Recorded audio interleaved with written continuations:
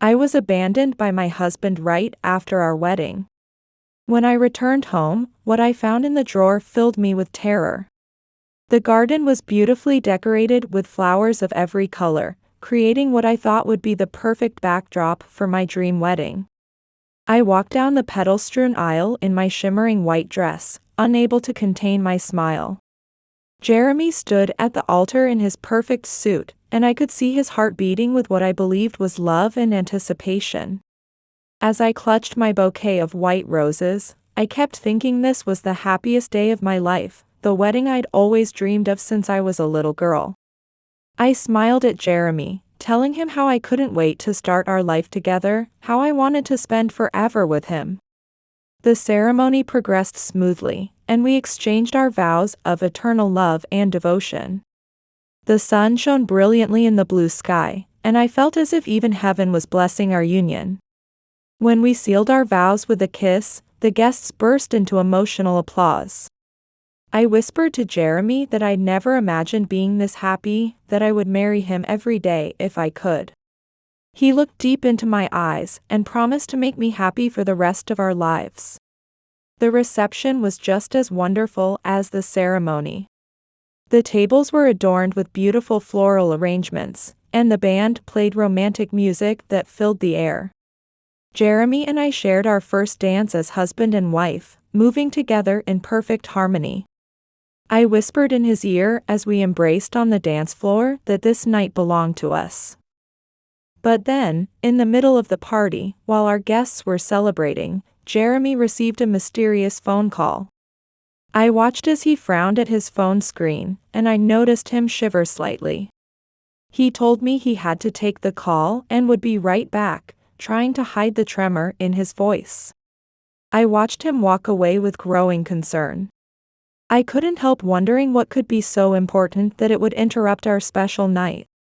Jeremy disappeared into the darkness of the garden, leaving me alone at our wedding reception. I tried to distract myself by talking with the guests, but his absence weighed heavily on my heart. As time passed, I began to feel that his absence had gone on for too long. I prayed nothing was wrong, that nothing would ruin our perfect day. But Jeremy never came back. My worry turned to panic, and I started searching for my husband. I asked everyone if they had seen him, but no one knew where he had gone. Deep in my gut, I knew something was terribly wrong. I couldn't believe he would do this to me, abandoning me on our wedding day. With determination mixing with my fear, I decided to search for him myself. Little did I know that this was just the beginning of my nightmare. I entered the garden searching for Jeremy, but the darkness and silence only heightened my anxiety. The garden that had seemed like paradise just hours ago now felt like a terrifying maze. Through my tears of desperation, I called out Jeremy's name, begging him to tell me where he was. I pleaded with him to come out, asking if he could hear me, my voice echoing in the empty garden. Not knowing what else to do, I returned to the party, only to find all eyes on me, waiting for an explanation. I felt lost, unsure how to answer the questioning looks from our guests. With a trembling voice, I announced that Jeremy had disappeared and something must have happened. What had started as a joyous celebration ended in confusion and worry. I gripped Jeremy's cell phone tightly, determined to find him and vowing not to rest until I uncovered the truth. I knew something serious had happened, and I was determined to find out what it was. A chill ran down my spine as I faced the horror of what might come next. Still in my wedding dress, I drove home to the house where Jeremy and I were supposed to live together. The drive was silent, and with each mile, the emptiness in my chest grew deeper. I gripped the steering wheel tightly, wondering how this could have happened, why he had left without any explanation. Where was Jeremy, and what was he hiding from me? When I opened the door, I faced a devastating sight. The living room was completely ransacked, furniture overturned, papers scattered across the floor. I moved forward with trembling steps, trying to make sense of the chaos before me. In a voice nearly crushed by emotion, I whispered, asking who could have done this and why. I couldn't believe this was happening. As I examined each room, more evidence of destruction became apparent. Drawers had been rifled through, clothes and personal belongings strewn everywhere. When I entered Jeremy's study, I found piles of papers on the floor. With a mixture of curiosity and fear, I began to look through the documents. I struggled to maintain my composure as I wondered what was happening and what problems I might have missed. As if answering my questions, I found a contract signed by Jeremy among the papers. It detailed his plans to steal my assets. My eyes widened as I read the words, and the cruel truth was revealed. With a sharp pain in my chest, I wondered how he could do this to me when I had trusted him completely. As I read through the documents, I realized this had all been planned from the beginning, that this scheme had been in place for a long time. The pain of betrayal and shock of finding my home ransacked overwhelmed me as I fell to my knees, clutching the documents while tears streamed down my face. Through my sobs, I called out Jeremy's name, asking why he had done this when we were so happy, when I thought he loved me. The realization that he had trampled on my love and trust cut deep into my heart. With great effort, I forced myself to stand, determined not to be completely broken. I knew I needed to take action, but the pain and confusion left me paralyzed. Would I lose everything? I wondered, trying to gather my strength. I had to understand the motives behind all of this. Still holding the documents, I searched the house for more answers. Each new item I found revealed more of Jeremy's scheme, exposing the full extent of his manipulation and greed. I whispered bitterly that there had never been any real love, that he had only wanted my money. Everything had been a lie. Determined not to let Jeremy escape punishment, I knew I needed explanations. Still shaken by the discovery of the contract, I made my way to the study. I desperately needed answers. I had to talk to Jeremy, demand explanations, understand the reasons for such a profound betrayal. I picked up the phone and dialed Jeremy's number, but the call wouldn't go through. My anxiety grew as I wondered why he wasn't answering. It seemed impossible that he could just vanish like this. I tried again and again, but each attempt failed. With each busy signal and invalid number message, my frustration mounted and my sense of isolation deepened.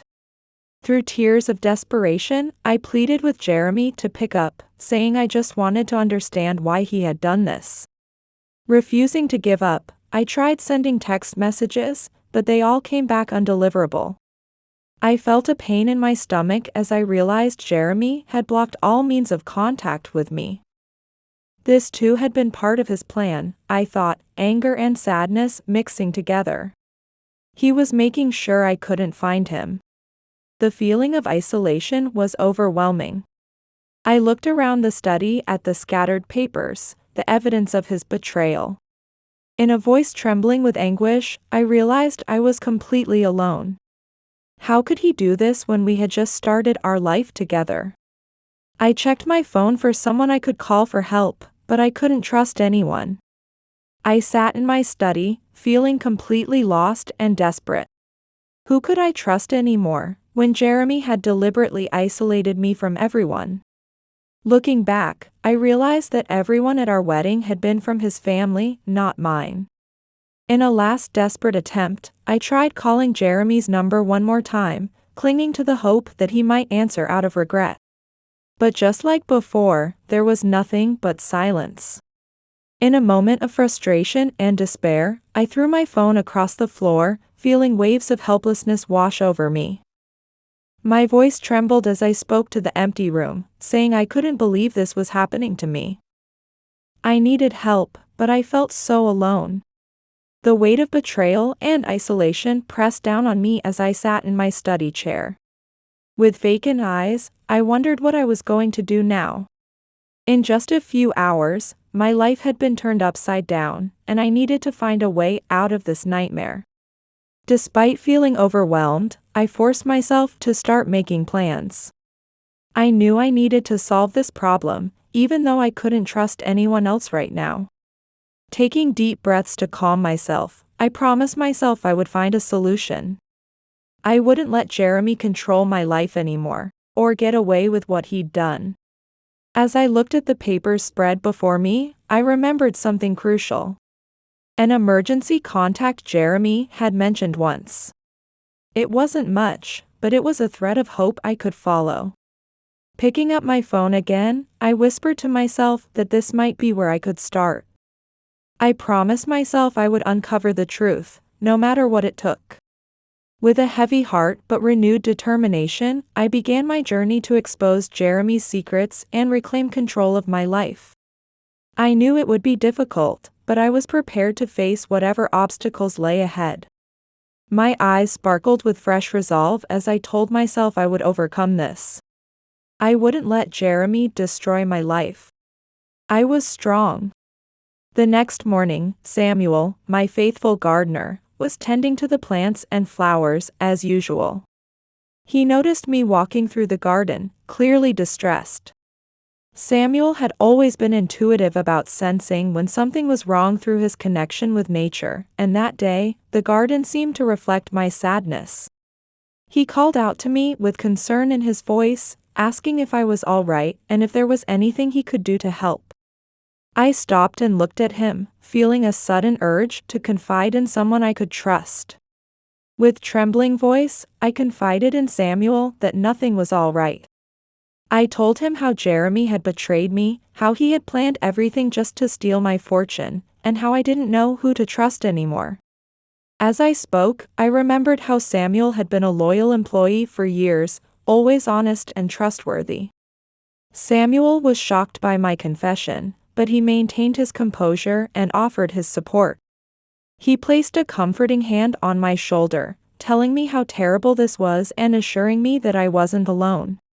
And he promised to stay by my side, no matter what happened. I felt a wave of relief at Samuel's words, though the pain of betrayal still cut deep. My voice grew weaker as I admitted that I didn't know what to do, that Jeremy had blocked all means of communication, and that I had discovered he had been planning to deceive me all along. I cried out, asking how someone could do such a thing. Samuel frowned, clearly outraged by the situation. He told me that while this was unforgivable, I needed to be strong now and find a way through this. He assured me we would find a solution together, saying we couldn't let that man go unpunished. I nodded, feeling a new resolve growing within me. Clenching my fists, I agreed with Samuel, declaring that I wouldn't let Jeremy have his way. I firmly stated that I would fight for justice for myself. As we walked through the garden, Samuel and I discussed our next steps. Samuel looked around thoughtfully, as if formulating a plan, and suggested we first needed concrete evidence of everything Jeremy had planned. He proposed we use whatever evidence we had to ensure no one could take anything more from me. I agreed, feeling strengthened by Samuel's presence. With determination in my voice, I said we needed to gather as much evidence as possible. I declared that I would face the man who betrayed me and demand answers, making sure he could never deceive me or take anything from me again. By the end of our conversation, I felt more secure knowing I could rely on Samuel.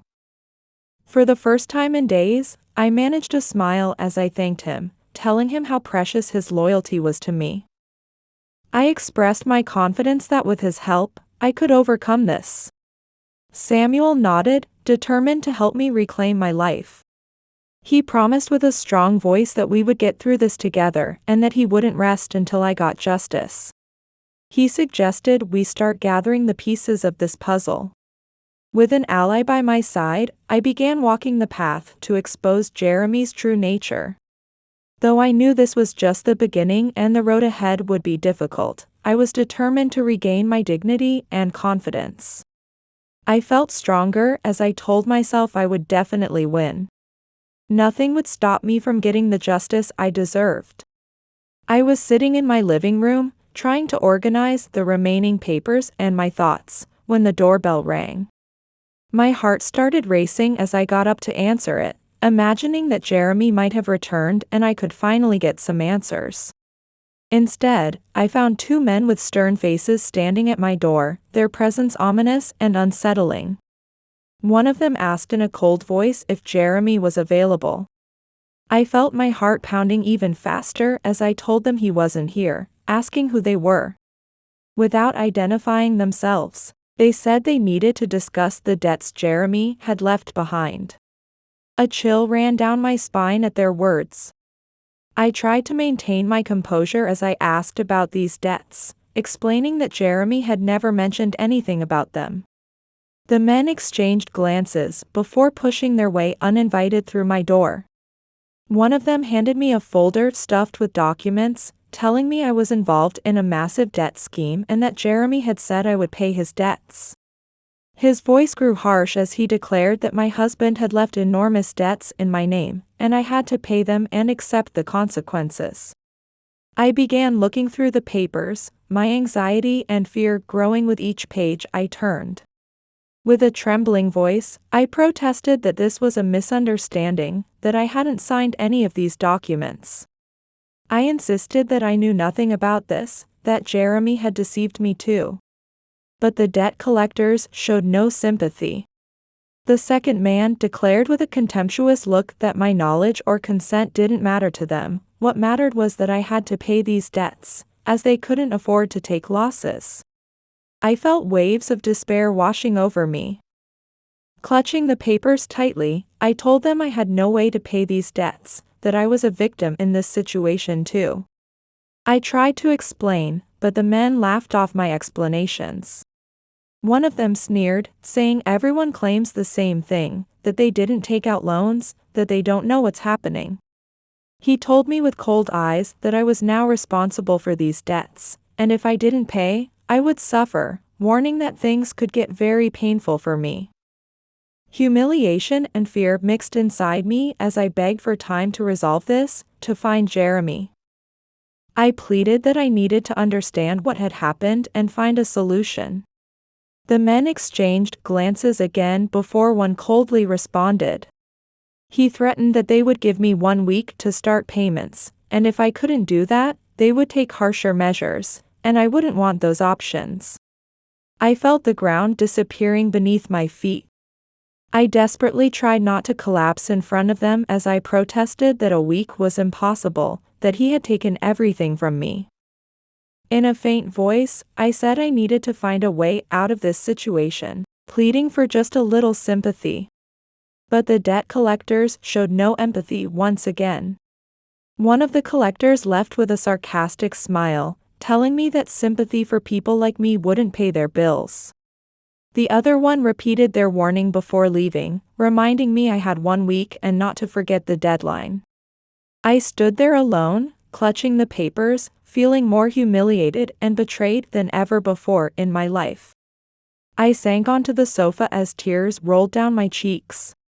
I wondered how this could have happened, how Jeremy could have done this to me, feeling the weight of the situation pressing down on my shoulders. Not only had Jeremy destroyed my heart, but he had also destroyed my financial life, and I questioned how I could possibly solve this while knowing I needed to act quickly. Wiping away my tears, I told myself I would fight and not give up, that I didn't deserve this because I had always done the right thing. I wouldn't let him ruin my life. With renewed determination, I began making a list of actions I needed to take. As I jotted down ideas on paper, I knew I needed to gather all possible evidence against Jeremy. Though I knew the path ahead would be difficult, I refused to give up. Staring at the pile of documents, I promised myself I would find a way out of this situation. I prepared myself for another battle to reclaim my life and restore my honor. I felt my inner strength and determination growing as I told myself I would definitely succeed, that I had to succeed. I whispered to myself that Jeremy wouldn't win. The next day, Samuel and I headed to a well-known lawyer's office in the city, hoping to find a solution to the financial problems Jeremy had left behind. I was nervous, still feeling the weight of the debts and the collector's threats on my shoulders. With a trembling voice, I asked Samuel if he thought we could get any help, admitting I didn't know how to face all this alone. Samuel looked at me intently and assured me we would find a way, saying we couldn't let injustice win. He expressed confidence that this lawyer would help us, insisting that we had to do something. We entered the office together. In the solemn and professional atmosphere, we hoped the lawyer would give us some hope. A middle-aged lawyer with a serious expression greeted us and listened carefully to my story. After hearing everything, he told me it was a complicated situation. He regretfully informed me that he couldn't help, explaining there was no guaranteed evidence and that as my husband, Jeremy had rights to my property after marriage. I felt waves of fear coursing through my body. Trying to maintain my composure, I asked if he was certain if there was really no way to get my money back. The lawyer firmly apologized again, offering no hope. The feeling of helplessness was overwhelming. Through my tears, I wondered how Jeremy could have done this to me, after I had trusted him so completely. Looking at Samuel and the lawyer, I felt the pain of fear but was grateful that I wasn't completely alone, that I still had people I could rely on. In a weak voice, I thanked Samuel for being there with me. I told him that without his support, I wouldn't have known what to do. Despite being rejected and facing the complexity of the process, I knew I had to keep fighting. I tried to gather my strength, telling myself I had to believe there was a way out. I couldn't let him win. I thought that if we could gather more concrete evidence, we might be able to resolve this situation. As we left the office, I still felt the weight of the challenges ahead. I felt a little stronger as I thanked Samuel again for being with me today. I told him that although we still had much to do, I wouldn't give up. Samuel nodded with determination, assuring me we would definitely succeed, taking it one step at a time, and telling me to rely on him. I knew the road ahead would be long, but I was prepared to face each challenge with courage and determination. I felt my strength returning as I told myself I would overcome this. I would reclaim my life, no matter how long it took. While trying to organize my thoughts at home after the devastating meeting with the lawyer, my phone rang. It was from an old friend named Melinda, someone I deeply trusted. With a voice full of concern, she told me we needed to talk urgently, saying she didn't know how to begin. I felt a chill run down my spine. Fearing the worst, I asked her what was wrong and if she could come over. A few minutes later, Melinda arrived at my house looking as if she carried a heavy burden. We sat in the living room, and I could see hesitation in my friend's eyes. Taking a deep breath, Melinda began by saying she had discovered something about Jeremy. She told me she had seen him with another woman at an upscale restaurant, with her own eyes. I felt the world crumbling around me. With a trembling voice, I asked what she meant about him being with another woman. Shocked to discover my husband was a completely different person than I thought, I asked if she was absolutely certain. They looked intimate, she said, and there was no doubt they were together. She told me she had to let me know the truth, explaining that she wouldn't want any woman to be deceived by a man like that. I felt the bitter sting of betrayal once again, as tears began rolling down my cheeks. "He's destroyed me in every possible way," I whispered through my tears. I couldn't understand how I would endure this pain, with each day bringing new revelations about a side of Jeremy I had never known. Melinda's confession made me question every decision I had ever made in my life. I had married a man who had never loved me, who only wanted my money. What a fool I had been to trust him so completely. Melinda tried to comfort me, grasping my hand tightly as she explained that I couldn't have known. She reminded me that Jeremy had fooled everyone, and none of us could have imagined he was such a skilled liar. She encouraged me to be strong and move forward, her voice gentle but firm. I struggled to accept this new reality, my heart heavy with the weight of both financial and emotional betrayal. I asked myself over and over why I had been so blind, why I hadn't seen the kind of man he truly was. Melinda continued to support me, assuring me that I wasn't alone. She promised we would get through this together, her presence a small comfort in my world of pain. The betrayal felt unbearable. I had given this man years of my life, only to be stabbed in the back. I wondered if I had done something wrong, if somehow this was my fault. But Melinda shook her head firmly, telling me I was not to blame. She insisted that Jeremy was the only one responsible for this situation. She told me it was time to rebuild my life, reminding me that he hadn't won. As we continued talking, I felt a new determination growing within me. I wiped my tears away, knowing I couldn't let him destroy my life. I had to be strong, not just for myself, but for everyone who believed in me. Melinda smiled as she noticed the change in me, telling me I was stronger than I realized. She assured me I would overcome this challenge. I knew the road ahead would be difficult, but I was determined to face each challenge head-on. I would find a way to reclaim my life, no matter what it took. I could feel the determination burning in my eyes as I made this silent promise to myself. Melinda gripped my hand tightly, responding to my newfound fighting spirit. She promised we would face everything together. Though the revelation about Jeremy and the other woman had been devastating, it had also ignited something within me. If Jeremy thought he could take everything from me and that I wouldn't recover, he was gravely mistaken. I had built everything by myself once, and I knew I could build it again from scratch. I felt my strength returning as I reminded myself that I had the right to be happy, and I would fight for that right. Melinda hugged me and offered all the support she could give. She promised to keep investigating and let me know if she discovered anything else, emphasizing that the most important thing was that I could rely on her.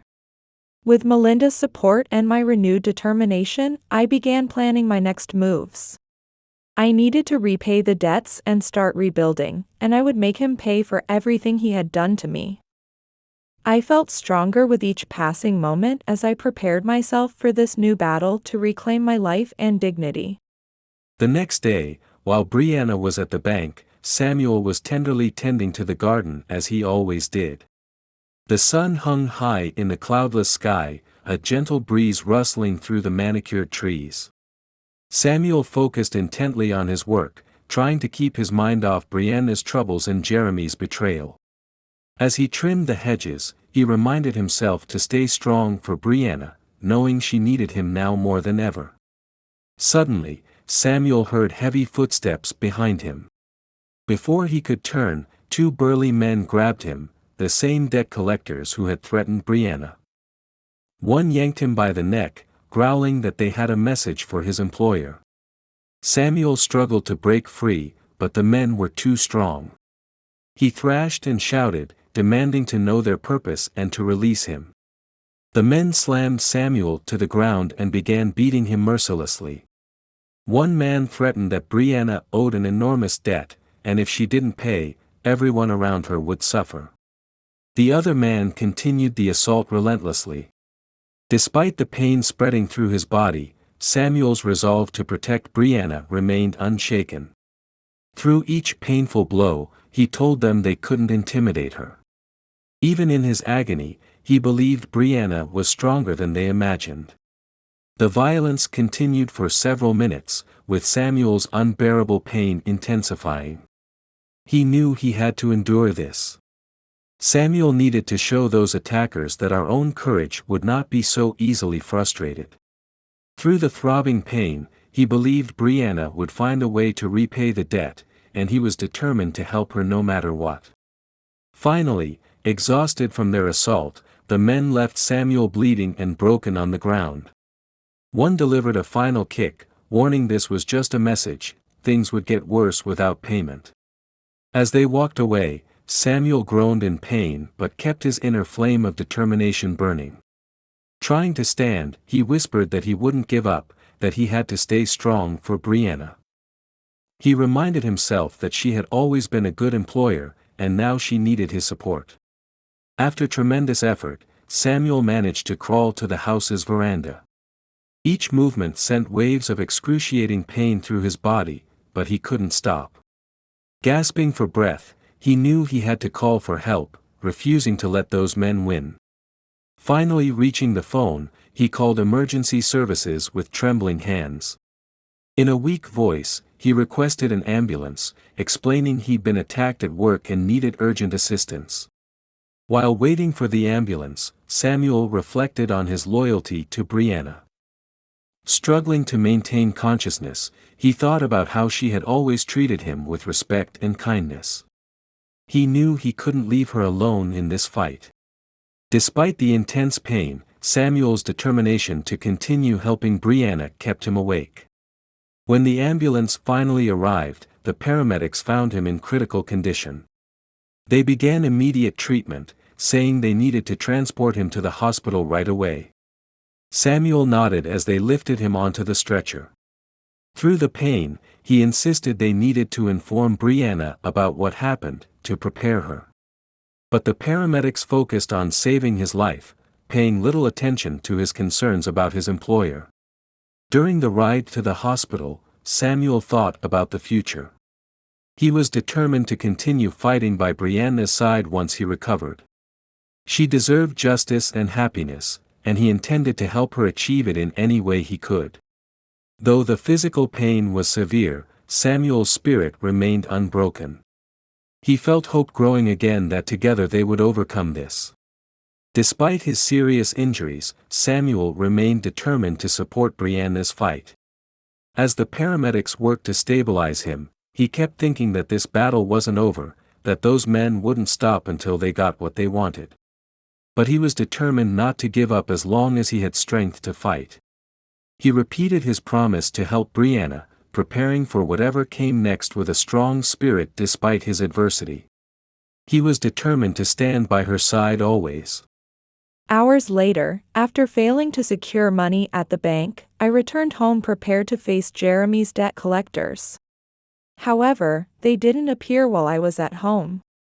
Determined to confront Jeremy and resolve everything at once, I examined the documents further and noticed some strange information that led me to an address where he might be.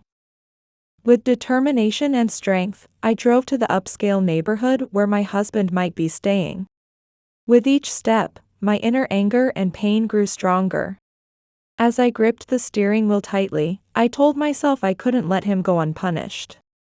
I kept telling myself I had to do something, had to face that man. When I arrived at the address, I parked the car and took a deep breath before getting out. The house stood imposingly, reflecting the luxury and comfort Jeremy was enjoying at my expense. I walked to the door and rang the bell, feeling my heart rate increase. I was determined to show him I wasn't weak and make him pay for what he had done. I told myself I would make him listen to me and return my money. I wasn't going to face those creditors alone. When the door opened, Jeremy's surprised expression quickly turned to contempt. He asked me what I was doing there and how I had found him, his voice full of disdain. He sneered that if I had come to plead my sorrows, it was useless, that I had wasted my time coming there, and that I still didn't understand he wanted nothing from me. In all our years together, he had never spoken to me like this. I felt my blood boil at my husband's tone. I kept my voice strong as I told him I had come demanding answers. I told him angrily that he had ruined my life and was living as if nothing had happened, that he had thrown my life into chaos. Jeremy laughed, a cold, cruel sound. He mocked me, asking if I really thought he would waste time with me. He ridiculed me, saying I had always been simple and asking if I hadn't realized I had already lost. I felt tears threatening to come, but I held them back. With determination, I told him I wouldn't give up. I promised him he would pay for everything he had done. Jeremy took a step forward, closing the distance between us. In a threatening tone, he told me to listen carefully, that I had nothing left while he had everything he needed. He sneered that I had no power to change anything, that nothing here was in his name, so I had no rights. He suggested that if I were smart, I should leave, saying he never wanted to see me again. I felt a chill down my spine but refused to back down. Looking straight into his eyes, I told him I would fight with everything I had and wouldn't let this stand. I declared that he had no right to these things and wouldn't get away with ruining my life without consequences. Jeremy laughed again, even louder this time. Shaking his head, he called me pathetic. He cruelly pointed out how foolish I was to think I could start over or win, that I was nothing without him, that he didn't care about me, and that actually, no one cared about me. Though I felt humiliated, I also felt flames of anger and determination rising within me. I kept my voice strong as I told him I was stronger than he imagined, and I would prove it. Jeremy's anger seemed to be growing. In an icy voice, he ordered me to get out. He warned me that I didn't belong there, and if I kept interfering, things would get worse for me. He nearly closed the door in my face. Though I felt the clear threat, I refused to be intimidated. With conviction, I told him I wouldn't stop until I got justice. I spoke with strength and determination, promising he would pay for what he had done. Jeremy stepped back and opened the door wider. He told me I was irritating him and threatened to call security. He warned me to leave before he really lost his patience. I knew I had to leave, but I couldn't go without leaving one final message. With a defiant look, I told him this wasn't over. I promised we would meet again, and when we did, I would be even stronger. Then I turned and began walking back to my car. Though I felt the weight of Jeremy's words, I also felt a new determination. As I started the engine, I thought to myself that he might despise me, but I wouldn't let that defeat me. I would keep fighting for myself and for everyone who believed in me. As I drove home, I knew a long battle still lay ahead, but I was more determined than ever to win. I arrived home emotionally exhausted after my confrontation with Jeremy. The heavy silence of the house greeted me as I walked in, his cruel words still echoing in my mind. I knew I needed to focus on finding a solution to this mess, but it was so hard to think clearly. I won't let him destroy me, I whispered to myself, trying to gather my strength. I had to fight, but I felt so alone in that moment. As I was trying to organize my thoughts, the phone rang. My heart jumped, expecting another threatening call from the debt collectors. Hello? I answered, my voice tense with anxiety. A stranger's voice responded, telling me they were calling from the hospital. My blood ran cold when they said Samuel had been brought in critical condition and I was listed as his emergency contact. Samuel? What happened to him? I asked, my voice trembling as fear gripped my heart. The woman explained that he had been attacked by two men. She told me he was in critical but stable condition and urged me to come as soon as possible. My legs felt weak, but I managed to tell her I would be right there. During the drive to the hospital, I was overwhelmed by a storm of emotions. It's all my fault that Samuel got hurt, I thought as tears welled up in my eyes. He had always been there for me, and his life was in danger because of me. The weight of guilt was crushing, but it also ignited a new flame of determination within me. I swore to myself that I wouldn't leave him alone and would do everything possible to help him recover. When I reached the hospital, I rushed to the reception desk and identified myself. I pleaded with them to let me see Samuel immediately, explaining that I was his emergency contact. The receptionist checked her records and told me he had been brought in several hours ago. After a moment, she directed me to his ward, informing me he was in the ICU in critical condition. She assured me the doctors were doing everything they could to help him. Following her directions, I made my way to the ICU. The sight of Samuel lying there, surrounded by tubes and monitors, nearly brought me to my knees. It was devastating to see him like this, and I couldn't hold back my tears. I approached his bed and softly said that I was there with him. I apologized profusely for what had happened to him. Samuel struggled to open his eyes and tried to form a smile. In a weak voice, he told me not to worry about him. He whispered that he would be fine, that we needed to stay strong, and that he would survive.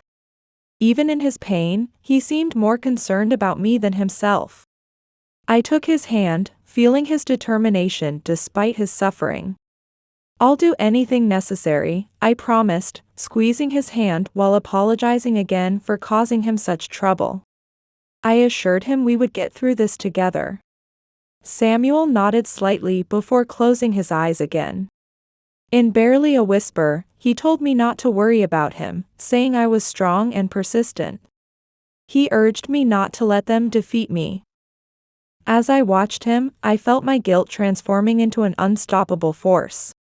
I knew then that I couldn't let those men go unpunished. I would make Jeremy and his accomplices pay for everything they had done. Though I knew the fight would be difficult, my determination to seek justice had never been stronger.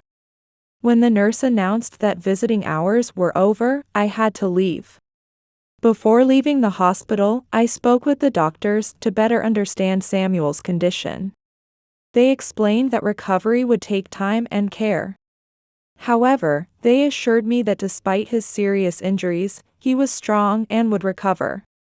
I requested copies of his test results, and the doctor provided me with a complete report. I thanked them and promised to do everything possible to help Samuel's recovery. Just as he had always looked after me, I was determined to take care of him now. Back in my car, I felt the heavy weight of responsibility on my shoulders, but I also had a new clarity about what needed to be done. I couldn't let injustice win, I thought as I drove home. I would fight for Samuel, for myself, and for everyone else Jeremy had hurt. When I got home, I began organizing my next steps. I knew I needed to gather all possible evidence to make them pay for what they'd done. With the medical reports and everything else I had, I believed I could prove what had happened. Though the battle was far from over, I was more determined than ever to win. As I organized documents and made plans, I thought about Samuel and everyone else counting on me. I swore to myself that I wouldn't let them down. I woke up the next morning with a new determination burning in my heart to fight back and make Jeremy pay for everything he had done. I knew justice was within reach if I didn't give up. Rising early, I was determined to move forward with my plan to seek justice. I carefully organized all the documents I had gathered, contracts, bank statements, and now Samuel's medical reports. Today is the day, I thought to myself as I placed everything into a folder. I was going to the police station, and I wouldn't leave until I got answers, no matter what that lawyer had said. When I arrived at the police station, I felt a mix of nervousness and determination. I approached the front desk and introduced myself. I told them I needed to speak with someone about fraud and assault.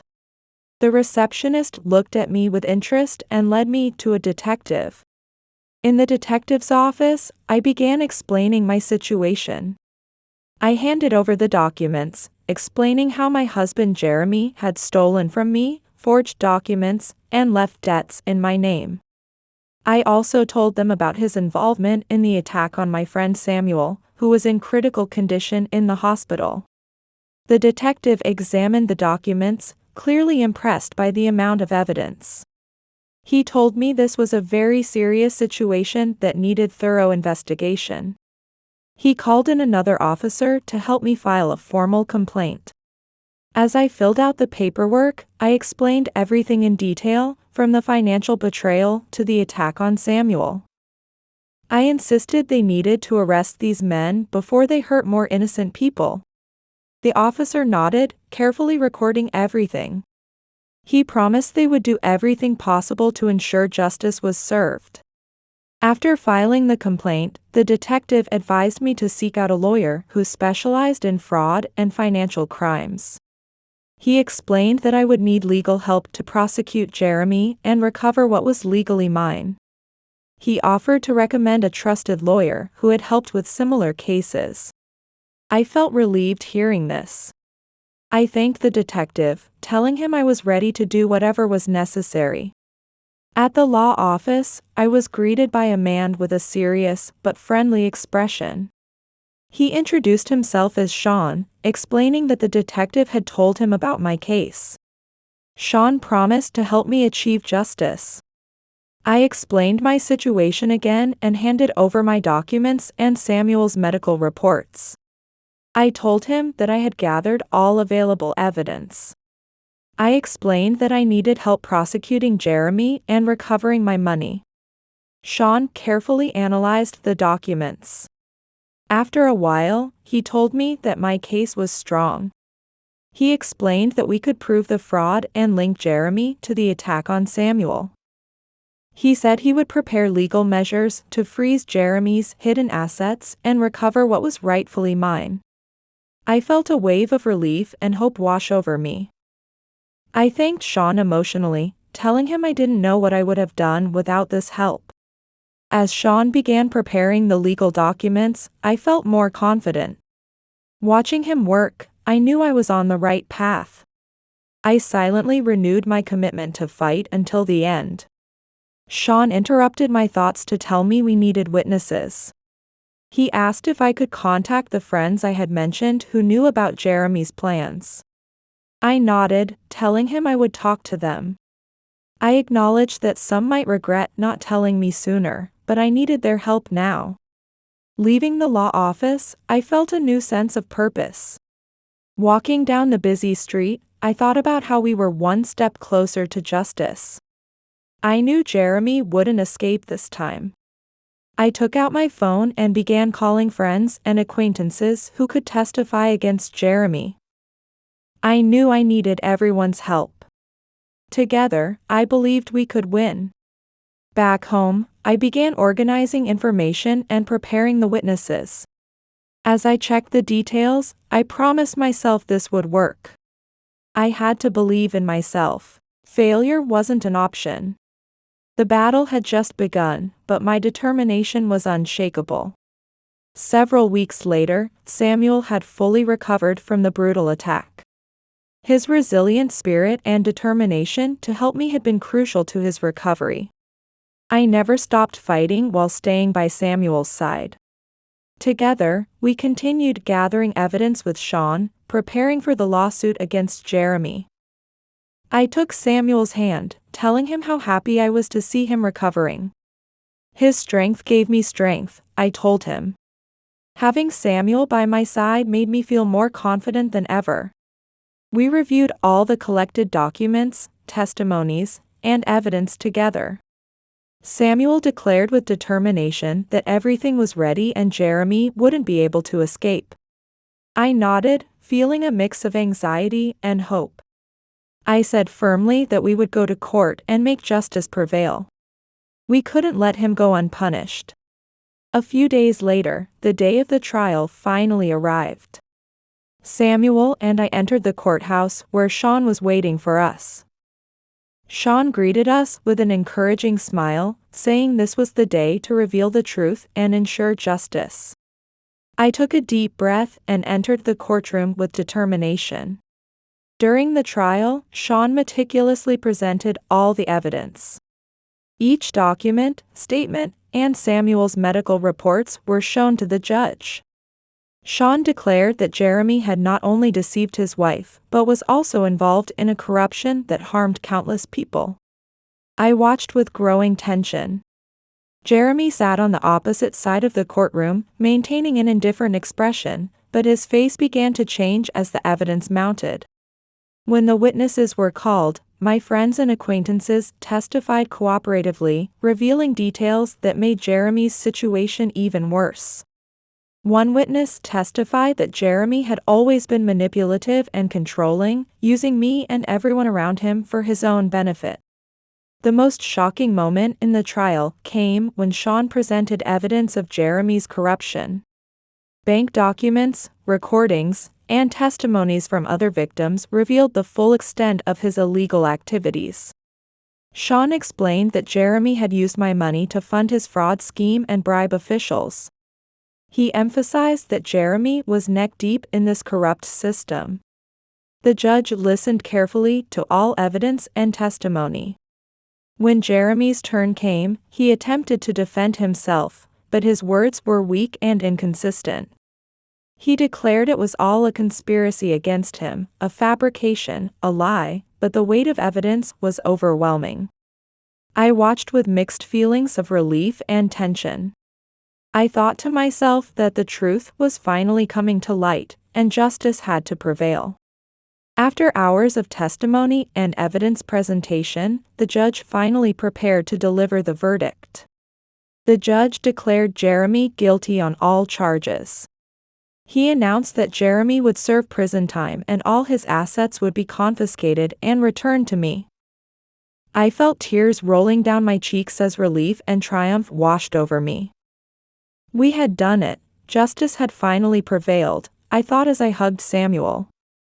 Along with Jeremy's conviction, the debt collectors who attacked Samuel were also arrested.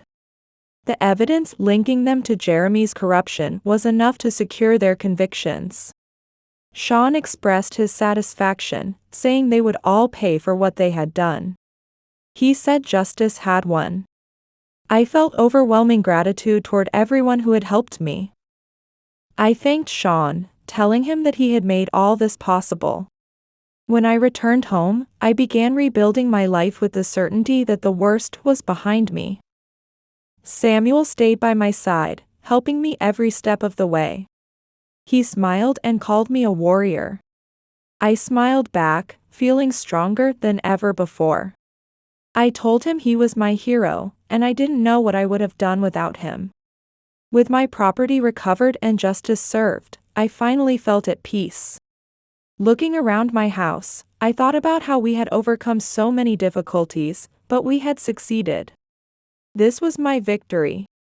Our victory. I knew that with Samuel by my side and the support of friends and family, I could face any future challenges.